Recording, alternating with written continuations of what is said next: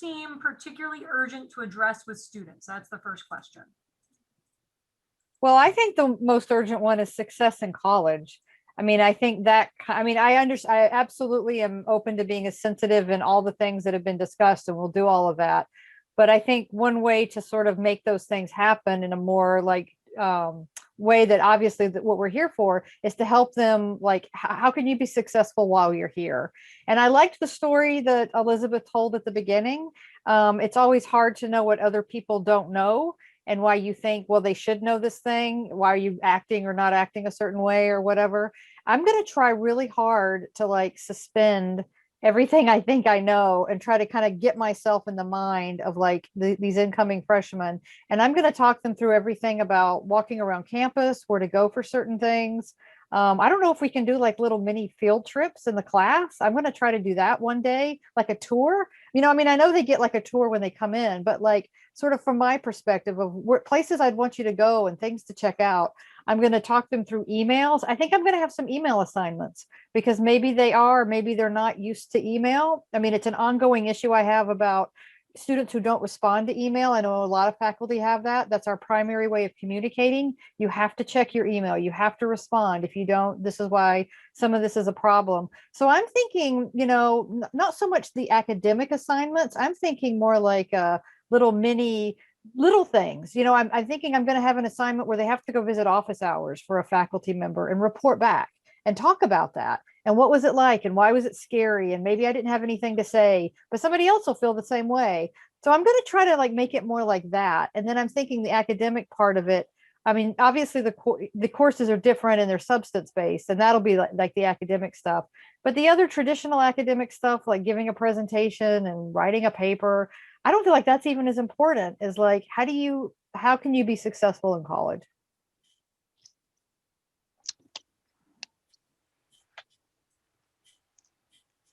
Anyone else got one that they think is the most important? I don't think there's a wrong answer here. I think for me, like, I'm also going to tie it into the second question too, but cultivating that sense of belonging. And it's something that I've been trying to do this semester too.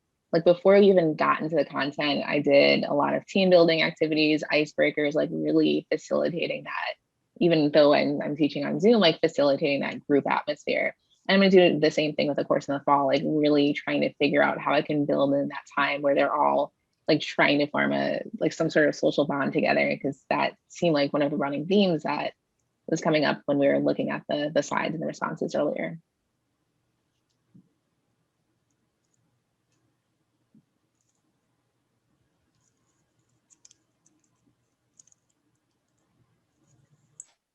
This is kind of funny because I kind of missed what you were all saying in the last 2 minutes, because my teenage daughter called to ask where her sketchbook was and why did I move it, which I'm like, didn't move it.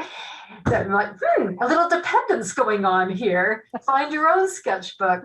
So I'm sorry if I am repeating everything that you're saying, but I just came on the end of that, Sam. You're talking about like building, like getting them to get to know each other.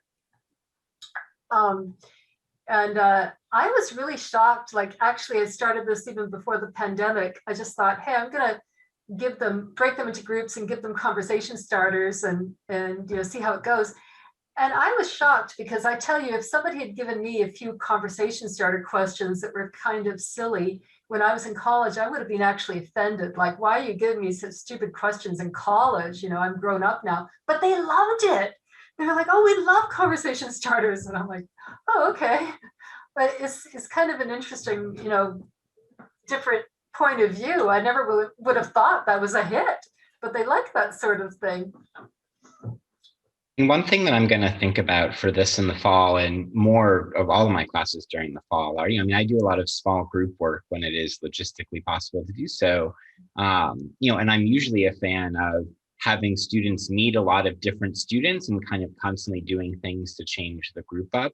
But I have a couple kind of colleagues of mine elsewhere who have started to move away from that even before COVID, and especially during COVID, to be like, here is your group of 5 people. And when we do small group work together, or, an activity in a group, or are kind of just, doing discussion questions and reporting back to the class, you're having the same group all throughout the semester, or we'll change it up halfway or something. So I mean, something like that might be something I'd try to do to kind of work on the relationship and small community building.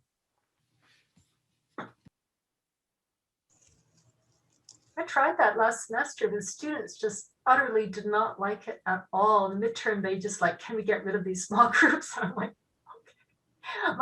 Zoom or in person, Elaine, because I tried to do it last semester over Zoom, and I think that was more the problem than the consistent groups. Oh, no, it was like Zoom and Moodle. Okay, yeah. Yeah, I'm hoping that in person will be more successful. Oh, yeah, it generally is much more successful. But that's the other thing that I really am thinking about is what if we are still in online modalities for the fall? I'm not teaching in person if the COVID is still going on and if I don't have a vaccine at that point. I mean, I'm not doing it because I have a hearing deficit and it's just so taxing to talk to people wearing a mask, even if it's just one other person 6 feet away. I cannot do it. So I don't know how, it's going to be so much more challenging to meet all these different targets that the foundational seminar has if it's online. I think that's a good point, that because I was going to teach mine hybrid this fall, so part online, part in person, and I was going to use the hybrid feature to try to either cover content on like the main part of the theme of my CFS, but I was also thinking about what if Global Ed could come in and do a presentation on Zoom. I'm wondering if they're ready for that. I'm guessing they are, because that's one of the offices that I find the easiest to bring in. And the students get all excited about international studies. Those who hadn't even really thought about it start thinking about it and they ask questions. So that's usually one I try to bring in first year classes, get them thinking about it now. Yeah. Yep. So I'm wondering what other offices would be willing to do online content rather than the in-person content that they would normally do. I know Career Services is open to it. I'm having them come in one of my classes in a couple of weeks. And then I had Global Ed come in last semester to do a Zoom presentation. Was that a digital presentation? Yeah, it was a digital presentation. And the Learning Center folks are always down to come into a classroom, Zoom or in person, I found. And I think Jessamine with the Center for Teaching Excellence, I think organizes a good bit. Maybe she could be brought into some of those conversations too about that. If we're introducing them as well to various service on campuses, it might be useful for them to be aware, Title IX would come in and talk. They should be aware of the Title IX rights that they have.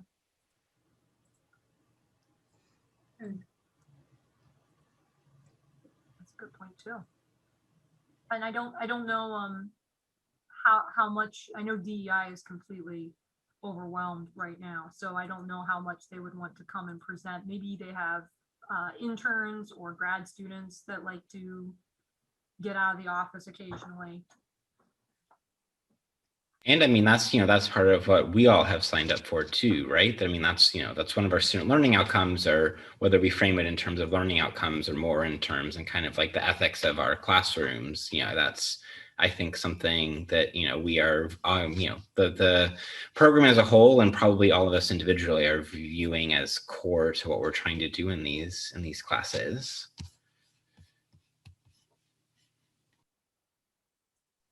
At one point I made like a list of 10 things to do with your gen ed class. It was one of those CTE hot shots back in the day. I'm gonna have to try to dig up that list from somewhere. I think it's on this computer somewhere.